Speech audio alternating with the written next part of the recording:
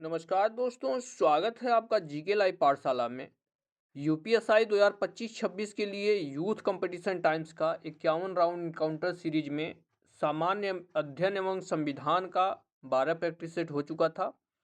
आज हम इसका 13वां प्रैक्टिस सेट जोड़ देखेंगे। जो लोग भी नए जुड़े हैं प्लीज आप लोग वीडियो को लाइक करिएगा, चैनल को आप लोग जरूर सब्सक्राइब कीजिएगा। 13वें प्रैक्टिस सेट का पहला प्रश्न है, भारतीय संविधान की उद्देशिका में अब तक कितनी बार संशोधन किया गया है? जवाब हो जाएगा ऑप्शन नंबर सी, उद्देशिका में एक बार संशोधन हुआ है। एक बार हुआ, कब हुआ है? 42वां संविधान संशोधन 1976। कब हुआ है? 42वां संविधान संशोधन 1976 में हुआ है। और इसमें क्या क्या संविधान में संशोधन हुआ था? इसमें 3 शब्द जोड़े गए थे। कौन कौन? समाजवादी, पंथ निरपेक्ष और अखंडता शब्द जो है जोड़े गए थे। नेक्स्ट क्वेश्चन है, कोझीकोड बंदरगाह कहाँ पे स्थित है? कोझीकोड बंदरगाह, जवाब हो जाएगा आपका ऑप्शन नंबर डी, ये है आपके केरल में स्थित है कोझीकोड बंदरगाह। केरल में ऑप्शन डी यहां से सही हो जाएगा। और इससे जो है पश्चिम में अरब सागर तथा पूर्व में वायनाड की पहाड़ियां जुड़ी हैं। नेक्स्ट क्वेश्चन तीसरे नंबर का दिया गया है, भारत के महान्यायवादी के पारिश्रमिक का निर्धारण करने का अधिकार किसके पास है? तीसरा प्रश्न है, जवाब हो जाएगा आपका ऑप्शन नंबर बी, यह जो है भारत के राष्ट्रपति के अधिकार में आता है कि उनको जो है कितना पारिश्रमिक यानी कितना उनको वेतन मिलेगा। और महान्यायवादी की अगर बात करते हैं तो इनका उल्लेख जो है अनुच्छेद 76 में है। अनुच्छेद 76 में महान्यायवादी का जो है उल्लेख देखने को मिलता है। अगला प्रश्न, निम्नलिखित में से कौन सा जिंक का एक अयस्क है? जिंक का चौथा प्रश्न है, जवाब हो जाएगा आपका ऑप्शन नंबर यहां से ए, स्फेलोराइट जो है यह जिंक का अयस्क है। स्फेलोराइट किसका अयस्क है? जिंक का अयस्क है। यही जिंक के प्रमुख अयस्क की बात करें तो स्फेलोराइट हो गया, जिंक ब्लेड हो गया, केलेमाइन हो गया, ये सब जो है जिंक के अयस्क होते हैं। नेक्स्ट क्वेश्चन, गोलाकार दर्पण की परावर्तक सतह के केंद्र को क्या कहा जाता है? गोलाकार दर्पण की परावर्तक सतह के केंद्र को क्या कहते हैं? पांचवा प्रश्न है, तो उसको जो है ध्रुव कहा जाता है। सी ऑप्शन हो जाएगा, क्या कहा जाता है इसको? ध्रुव कहा जाता है। नेक्स्ट क्वेश्चन, प्राकृतिक स्थलीय पारिस्थितिकी तंत्र का उदाहरण निम्नलिखित में से कौन सा है? प्राकृतिक स्थलीय पारिस्थितिकी तंत्र के उदाहरण की बात की जा रही है। जवाब हो जाएगा यह जो है घास स्थल है। कौन सा है? घास का स्थल है।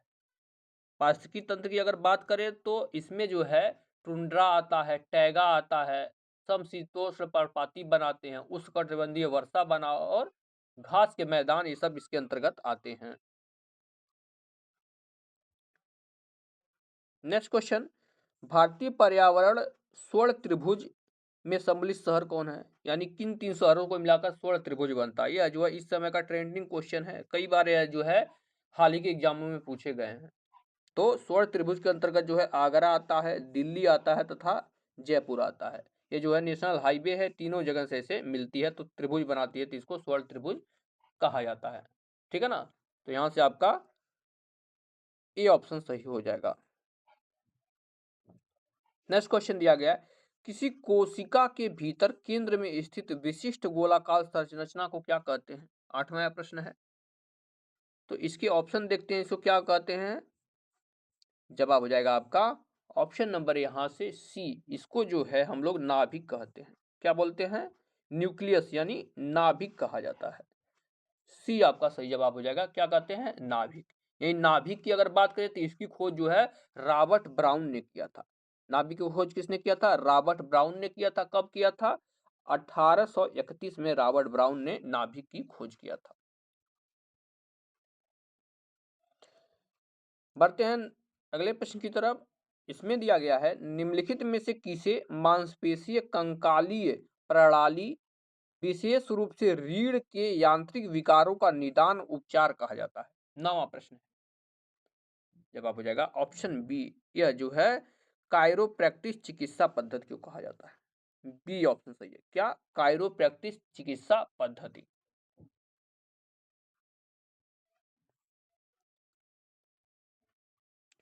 10वां प्रश्न देखेंगे, दिया गया है निम्नलिखित रेगिस्तानों में से हिमालय पर्वत श्रृंखला से निर्मित वह कौन सा वर्षा छाया रेगिस्तान है जो हिंद महासागर से वर्षा ले जा रहे बादलों को अवरुद्ध करता है, यानी रोकता है। तो यह जो है आपका तकला तकला मानक रेगिस्तान है। कौन है? तकला मानक रेगिस्तान है जो इनको जो है रोकता है। ऑप्शन नंबर यहां से आपका बी सही हो जाएगा। अगला प्रश्न, भारत का पहला आरक्षित वन क्षेत्र कौन सा है? पहला आरक्षित वन क्षेत्र भारत की बात की गई है। जवाब हो जाएगा यह जो है सतपुड़ा राष्ट्रीय उद्यान। कौन सा है? सतपुड़ा राष्ट्रीय उद्यान है। इसका नाम अभी परिवर्तित कर दिया गया है, इसका नाम जो है नर्मदापुरम है, ठीक है ना। और यह जो है आपकी होशंगाबाद जिले में स्थित है। तो होशंगाबाद जो जिला है इसका नाम जो है बदल के कर दिया गया नर्मदापुरम। ध्यान से समझिएगा इस क्वेश्चन को। जो है सतपुड़ा राष्ट्रीय उद्यान कहाँ पर स्थित है? यह जो है मध्य प्रदेश के होशंगाबाद में स्थित है और होशंगाबाद का नया नाम जो है नर्मदापुरम कर दिया गया है। अगला प्रश्न, निम्नलिखित में से कौन सा प्रवाल शैलमाला का एक प्रकार है? प्रवाल शैलमाला का एक प्रकार है, कौन सा है? जवाब हो जाएगा ऑप्शन नंबर बी, प्रवाल द्वीप जो है यह प्रवालों से बना हुआ एक द्वीप है। बी ऑप्शन यहां से सही हो जाएगा। इसे जो है मूंगा द्वीप या मूंगा चट्टान भी कहा जाता है। अगला प्रश्न, प्राचीन भारत में जम जमदग्नि ऋषि का आश्रम जमनिया में था जो वर्तमान के उत्तर प्रदेश के किस जिले में है? जमनिया ऋषि का जो है आश्रम किस जिले में, उत्तर प्रदेश के? जवाब हो जाएगा यह जो है आपके गाजीपुर में है। बी आपका सही जवाब हो जाएगा। कहां पर स्थित है? गाजीपुर में यह स्थित है। नेक्स्ट क्वेश्चन, लोकसभा की कितनी सीटें अनुसूचित जाति के लिए आरक्षित है? अनुसूचित जाति के लिए आरक्षित सीटें की बात की गई है लोकसभा में। जवाब हो जाएगा आपका 84 सीटें। अनुसूचित जाति के लिए कितनी सीटें हैं? 84। यानी अनुसूचित जनजाति यानी एसटी की बात किया जाए तो एसटी के लिए जो है 47 सीटें हैं। 47 सीटें एसटी की हैं और 84 सीटें एससी की हैं। नेक्स्ट क्वेश्चन है, भारत में रुपए का सिक्का सर्वप्रथम किसके शासनकाल में प्रारंभ हुआ था? आसान सा प्रश्न है। तो रुपया भारत में सबसे प्रथम सिक्के के रूप में शेरशाह सूरी ने चलाया था। किसने चलाया था? शेरशाह सूरी ने।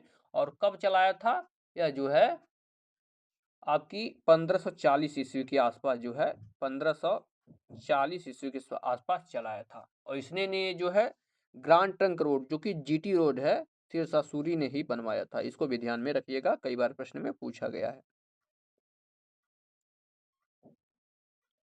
नेक्स्ट क्वेश्चन, भारतीय संविधान का कौन सा भाग भारत के उच्चतम न्यायालय के संगठन अधिकार क्षेत्र शक्तियों और प्रक्रियाओं से संबंधित है? जवाब हो जाएगा यह जो है आपके भाग 5 है। कौन सा भाग है? भाग 5 है। बी ऑप्शन यहां से सही हो जाएगा। यही अध्याय की बात किया जाए तो जो है अध्याय 6 आता है भाग 5 के अंतर्गत। अगला प्रश्न, वीडी सावरकर द्वारा 1904 में संगठित क्रांतिकारियों का गुप्त समुदाय किस नाम से जाना जाता था? यानी वीडी सावरकर ने एक जो है 1904 में जो है गुप्त समुदाय बनाया था। किस नाम से बनाया था? जवाब हो जाएगा ऑप्शन डी, इसका नाम था अभिनव भारत। डी आपका सही जवाब हो जाएगा। क्या? अभिनव भारत।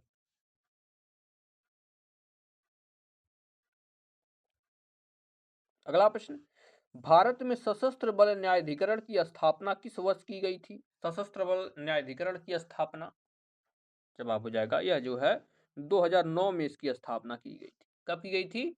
2009 में इसकी स्थापना की गई थी। और इसका अधिनियम ध्यान रखिएगा जो है इसका अधिनियम 2007 में बना था लेकिन इसकी स्थापना जो है 2009 में की गई थी।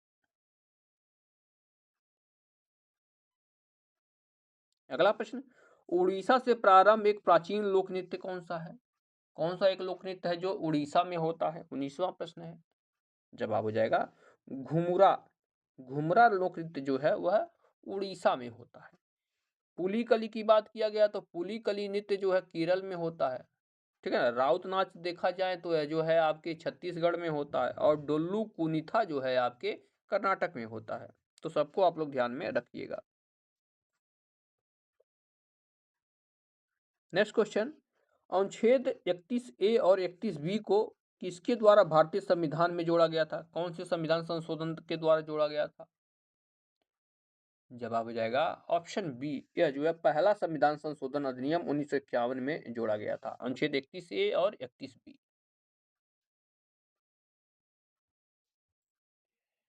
नेक्स्ट क्वेश्चन दिया गया है, भारत की विदेशी मुद्रा अधिकतम इस मद में खर्च होती है? किसमें सबसे ज्यादा विदेशी मुद्रा खर्च होती है? जवाब हो जाएगा पेट्रोलियम उत्पादों के आयात पर, यानी पेट्रोलियम खरीदने में सबसे ज्यादा विदेशी मुद्रा भारत में जो है खर्च होता है। बी आपका सही जवाब यहां से हो जाता है। अगला प्रश्न देखेंगे, इसमें दिया गया है अनुसूचित जाति और अनुसूचित जनजाति भारत की आबादी क्रम से कितनी है 2011 की जनगणना के। देखिए पहले अनुसूचित जाति की बात की गई, फिर जनजाति की बात की गई। जवाब हो जाएगा ऑप्शन बी, अनुसूचित जाति भारत में जो है 2011 की जनगणना के अनुसार 16.6% है और अनुसूचित जनजाति यानी एसटी 8.6% है। तो यहां से आपका बी सही जवाब में आ जाएगा। अगला प्रश्न, उत्तर प्रदेश में संपूर्णानंद कृषि विश्वविद्यालय कहाँ पर स्थित है? संपूर्णानंद कृषि विश्वविद्यालय, जवाब हो जाएगा यह है आपके वाराणसी में स्थित है संपूर्णानंद कृषि विश्वविद्यालय। डी आपका सही जवाब यहां से हो जाता है। अगला प्रश्न, राष्ट्रीय मानवाधिकार आयोग के अध्यक्ष या किसी भी अन्य सदस्य को हटाने की शक्ति निम्नलिखित में से किसके पास है? इसका जवाब जाता है ऑप्शन बी, यह जो है भारत के राष्ट्रपति के पास है। बी ऑप्शन सही है, भारत के राष्ट्रपति के पास यह शक्ति निहित है। अगला प्रश्न दिया गया है 25 नंबर का, ध्यान से देखेंगे, थोड़ा छोटा करते हैं ताकि सब दिखाई दे। इसमें है निम्नलिखित में से कौन सा कथन सही है? कौन सा कथन सही है? 25वां प्रश्न है। जवाब हो जाएगा ऑप्शन बी। ऑप्शन बी आपका यहां सही है। 1975 में आपातकाल के समय इंदिरा गांधी भारत की प्रधानमंत्री, बिल्कुल यह आपका सही है। और उस समय जो है राष्ट्रपति की बात किया जाए तो फखरुद्दीन अली अहमद है, इनके बारे में भी पूछा जाता है।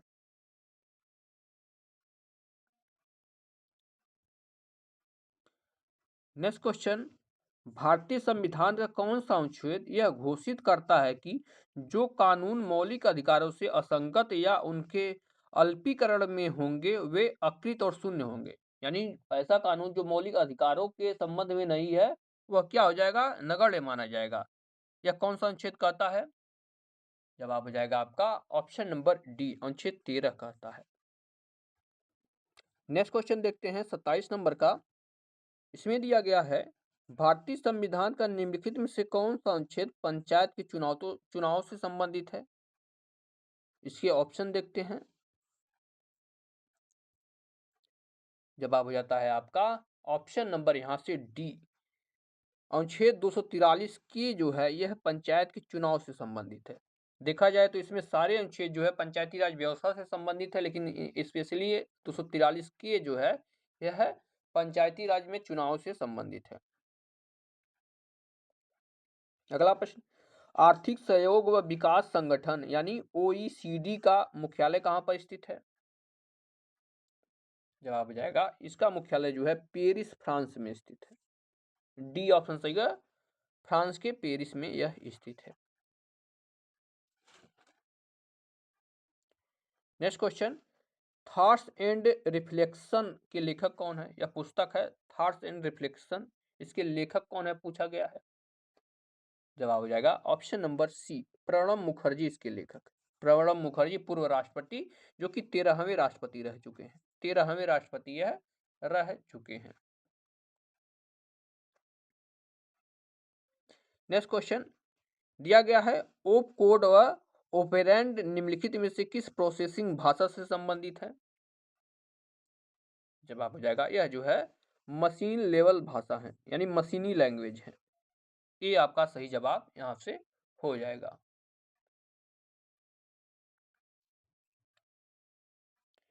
अगला प्रश्न, दिया गया है आयुध फैक्ट्रियां 223 साल पुरानी हैं।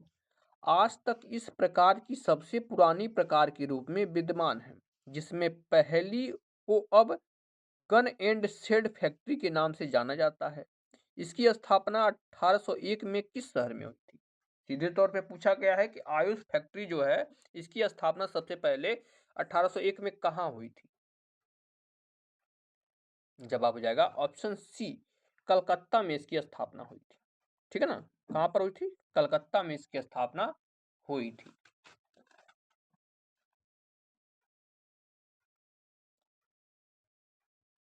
नेक्स्ट क्वेश्चन, भारत के भाभा परमाणु केंद्र परमाणु रिएक्टर मॉडल के रूप में किसका उपयोग करता है? जवाब हो जाएगा आपका ऑप्शन नंबर यहाँ पे सी सही हो जाएगा, हैवी वाटर का उपयोग करता है। ठीक है ना, हैवी वाटर का यह उपयोग करता है, सी ऑप्शन सही हो जाएगा। अगला प्रश्न, उत्तर प्रदेश पुलिस विभाग को कानून और व्यवस्था बनाए रखने और अपराध नियंत्रण में उत्कृष्ट योगदान के लिए कौन से जो है पद से सम्मानित होने वाला पहला पुलिस वर्ग होने का जो है गौरव प्राप्त हुआ है? यानी कौन सी जो है पुस्तक से पुरस्कार से सम्मानित किया गया है? जवाब हो जाएगा option B, president of colours जो है इसको मिला है। बी ऑप्शन सही है, प्रेसिडेंट ऑफ कलर्स। और यह प्राप्त करने वाला यह जो है पहला पुलिस बल है। अगला प्रश्न, किसकी परिघटना यह सिद्ध करती है कि विद्युत चुंबकीय तरंगे अनुप्रस्थ तरंगे हैं? कौन सी घटना यह दर्शाती है कि जो विद्युत चुंबकीय तरंगे होते हैं वह क्या होते हैं? अनुप्रस्थ तरंगे होते हैं। तब इसके ऑप्शन देखते हैं। जवाब हो जाता है ऑप्शन बी, ध्रुवीकरण। ध्रुवीकरण दर्शाता है, बी आपका सही जवाब हो जाएगा। नेक्स्ट क्वेश्चन, हेलोवीन कब मनाया जाता है? हेलोवीन कब मनाया जाता है? 35वां प्रश्न है। जवाब हो जाएगा ऑप्शन डी, यह जो है 31 अक्टूबर को हेलोवीन मनाया जाता है। नेक्स्ट क्वेश्चन, पादप कोशिकाओं में कोशिका भित्ति क्यों पाई जाती है? जवाब हो जाएगा ऑप्शन ए, क्योंकि कोशिका भित्ति विभिन्न पर्यावरणीय कारकों से पादप कोशिकाओं की रक्षा करती है, इसलिए यह बनी होती है। ए ऑप्शन सही हो जाएगा।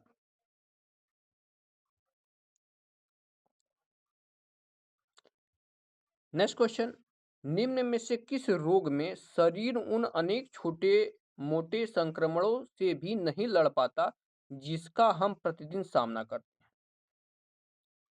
जवाब हो जाएगा ऑप्शन डी, HIV एड्स में ऐसा होता है। डी ऑप्शन सही हो जाएगा। अगला प्रश्न, सरकार ने प्रधानमंत्री फसल बीमा योजना और पुनर्गठित मौसम आधारित फसल बीमा योजना की समय सीमा कब तक के लिए बढ़ाने का फैसला किया है? जवाब हो जाएगा 2025-26 तक इसको बढ़ाने की घोषणा किया है। ए ऑप्शन सही हो जाएगा।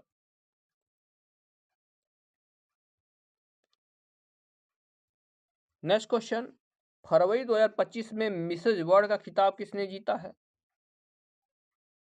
जवाब बनता है ऑप्शन बी, यह जो है तेसेगो गेलई ने जीता है।